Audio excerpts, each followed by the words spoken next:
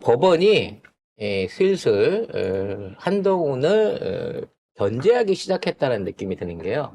장영진 전 기자에 대한 손배소가 1심에서 뒤집혔어요.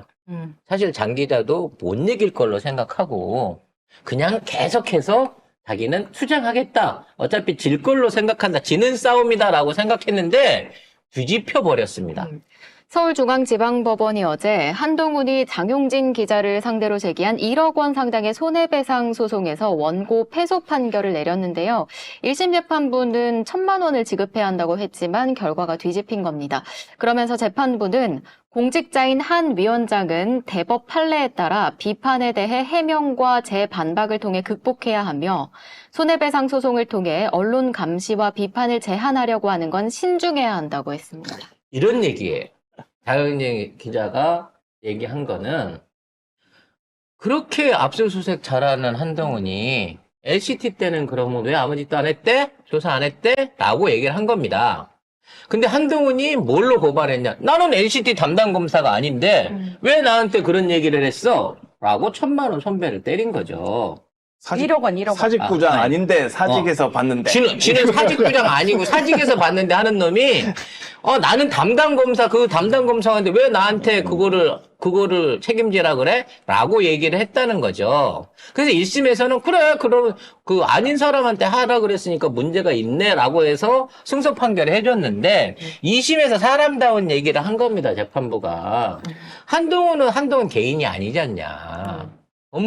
법무부 장관, 아마 그땐 되기 전이었을 겁니다만, 법무부의 총애를 맡고 있는 수장이고, 핵심 권력의 2인자로서 법무부에 대한 전체적인 어떤 영향력을 미치고 있는 위치를 자기 스스로 인식하고 있었다고 치면, 그게 내 담당은 아니더라도, 그에 대한 상황을 실제로 안 했으니까, 제대로 된 압수수색을 안 했으니까, 그에 대한 상황 미숙에 대해서, 그거를 책임져야 될 공인으로서의 책임이 있다라는 얘기예요. 재판부가 뭐라고 했냐. 한 위원장은 서울중앙지검 3차장과 대검 반부패 강력부장을 맡았는데 그 관할은 전국에 걸쳤고 외관상으로 수사 권한이 있는 것처럼 보인다.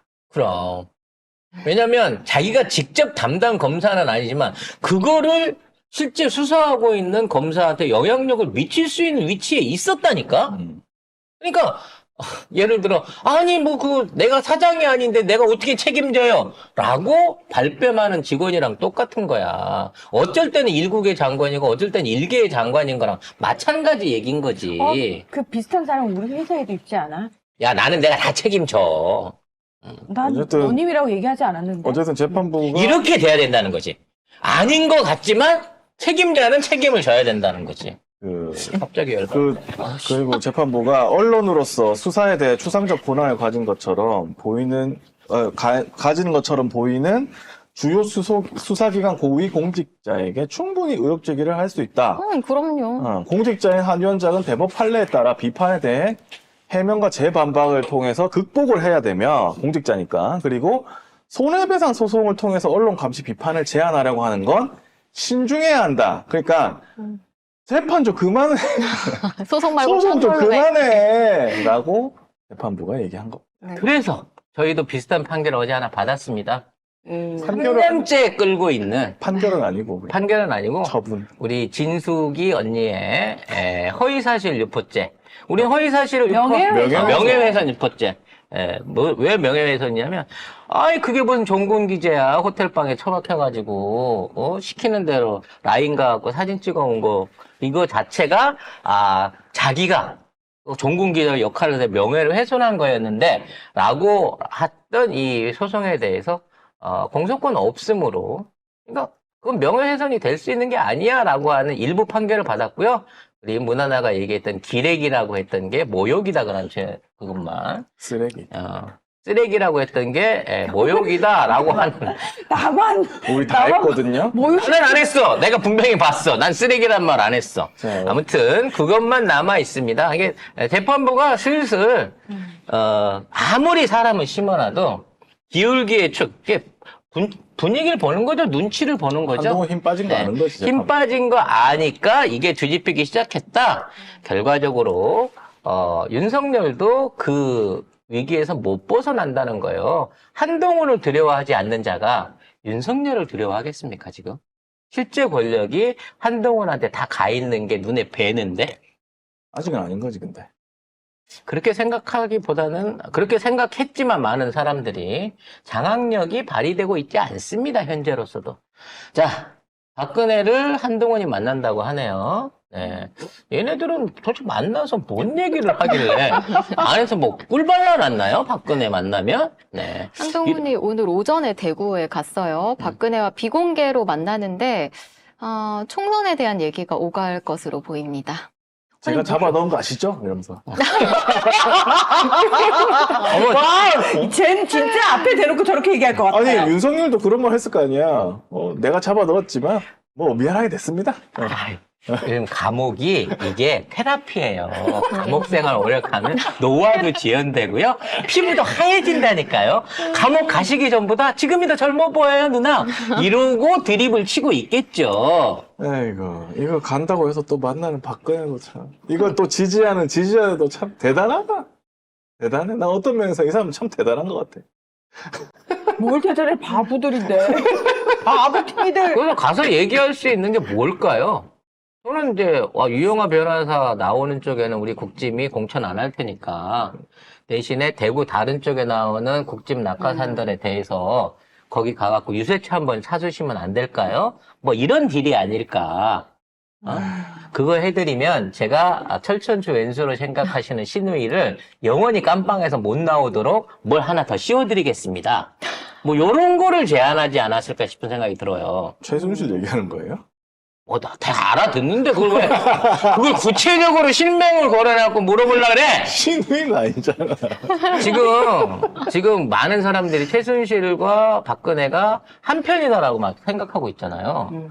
근데, 일말에 이제 유영하가 중간에서 막 이거를 해갖고 그렇게 됐다란 말도 있는데, 지금은 유영하가 이 모든 게 최순실 탓이다라고 가스라이팅을 해가지고, 엄청 최순실에 대한 일종의 안 좋은 감정을 갖고 있다라고 한 썰을 듣고 있습니다. 그리고 나오면 한동안 자기를 평생 가스라이팅 했던 사람이잖아. 지 서방이랑 딸내미까지 동원해가지고 사실상 어디 가난한 집 종갓집 종부 부리듯이 시집도 안 갔는데 아빠랑 잠깐 사귀었다는 이유 하나로 에이, 지금 사귄 거 아니래잖아요. 아니, 왜 마약하고 같이 잤으면 사귄 거 아니지. 그런 얘기는 그거 아니- 이제 그런 말이 있었죠. 네. 그냥 저 풍문이 꿈에서 있었습니다. 엄마를 만났다 그 정도 아니에요? 아무튼 그래서 억울하게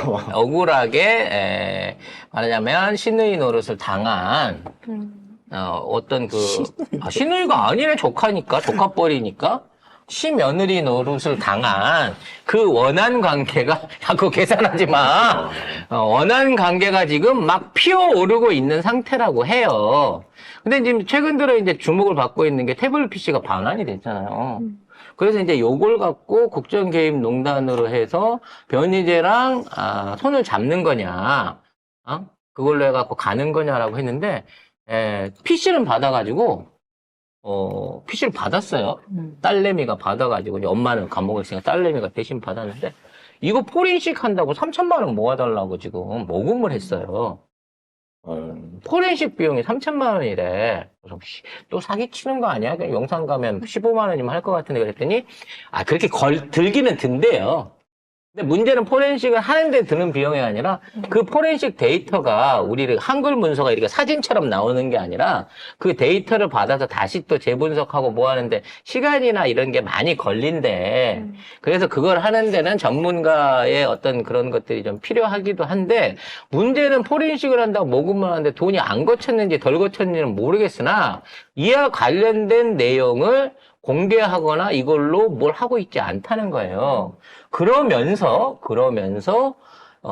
이 태블릿 PC에 대한 변호사의 입장이 바뀌었어요. 뭐라 그러냐면 이 태블릿 PC 안에 있는 내용은 탄핵 사안에 있어서 증거로 채택된 적이 없다는 거야. 그러니까 이거를 까가지고 내용을 봐도 이게 탄핵 재판에 증거로 사용된 적이 없다라고 변호사가 나와갖고 또 개드립을 치고 있는 거예요. 그러니까 지금까지 얘네들이 이거를 PC를 포렌식한 걸 증거로 해갖고 둘이가 경제 공동체내 무슨 국정농단 이걸 몰아붙였잖아요. 근데 변호사는 이 안에 있는 자료들은 증거로 제출된 적이 없대. 그럼 뭐지? 도대체 박근혜에 대한 구형을 때렸던 증거는 뭐가 있냐는 거야. 이제 태블릿 PC 안에 있는 디지털 증거도 증거가 아니라고 얘기를 해버리면 도대체 이 나라는 어떻게 돌아가는지를 알 수가 없는 미궁으로 빠져들고 있어요. 아무튼 만나서 또 박근혜는 또 하회탈 미소를 지으면서 아이고 지난번에는 이게 돼지가 오더니 오늘은 대머리가 왔네 그러면서 반갑게 맞아줄지는 모르겠습니다만 이게 비공개 회동이 오보라고 국짐 측에서 발표를 했거든요. 오보를 해요 또? 네, 그리고 한동훈이 박근혜 생일 축하 화환만 보냈다고 하네요. 아니 이것들은 뭔 언론 플레이를 이렇게 개판으로 해. 하긴 비공개인데 또 알려지는 것도 좀 웃기긴 하네. 야, 그래도 비공개돼 알려지는 거 원래 김건희밖에 없었잖아. 그래도 이 정도가 다행인 거지. 김기현 같이 생일상 차려가지고 집 앞에 황교안 같이 생일상 차려가지고 집 앞에 갖고 가서 줘보지도 못하고 사진 찍은 놈보다는 만나지도 못하고. 못 만났으니까 오보다라고 팩스 치는 정도가 딱 맞을지 모르겠는데 쉽게 말해서 박근혜도 내가 성렬이는 참겠는데 이 대머리 새끼는 도저히 못 참겠다 할 만큼 그 안에서 원한 관계가 깊지 않았나 하는 생각이 듭니다. 아, 이제 실제로 가려고 했는데 박근혜 측에서 완전 오지 마. 완전히 오지 마. 이씨, 딴 새끼는 몰라도 너만은 웃으면서 못 맞겠어. 라고 했을 수도 있겠죠. 그럼 윤석열이 그냥 박근혜한테 전화했네요? 오늘 생일인가? 회고록으로 국민이 업적 기억했으면. 생일로? 회고록에 우리가 알고 싶어하는 내용은 없던데. 엄마 알고 꿈 얘기부터 시작해갖고 진짜 우리가 궁금한 내용들은 태민이 오빠라든지 뭐 정 오빠라든지 이런 윤혜 오빠라든지 뭐 이런 데 관련된 내용이라든지 근데 이번에 박근혜가 회고록을 낸대요. 비어그라라든지 뭐 이런 내용들에 대해서는 전혀 없던데 그럼 뭘 내용을 쓰려고 그러지? 북콘서트도 열고 네. 그 뭐 윤석열이 수사했던 것도 뭐 그런 것도 쓰나? 그때 성렬이를 만났는데 성렬이는요 오자마자 저한테 라면이 좋아 김치찌개가 좋아라고 물어봤어요. 뭐 이런 내용일까요? 네. 아무튼 회고록을 뭘 쓸지에 대한 것도 그리고 대구에서 많이 찔릴 겁니다. 대구에서 북콘서트도 연다고 하니까 이 뭐 선거에 영향이 끼치겠네요. 곧 박근혜가. 그래서 한동훈이 내 얘기만 빼주세요. 라고 아이스크림 줬던 거 빼주세요. 딜을 치지 않았을까라는 생각도 해봅니다. 일본 얘기는 뺄게요. 이거 하면 제가 미쳐버릴 것 같아서 네. 그 얘기는 추도비 관련된 내용 다른 방송에서 들으시길 바라겠고요. 간단하게 하지마! 추도비를 얘기도 하지마! 부셨습니다. 한국은 아무 말도 못했습니다. 고집센 새끼. 끝!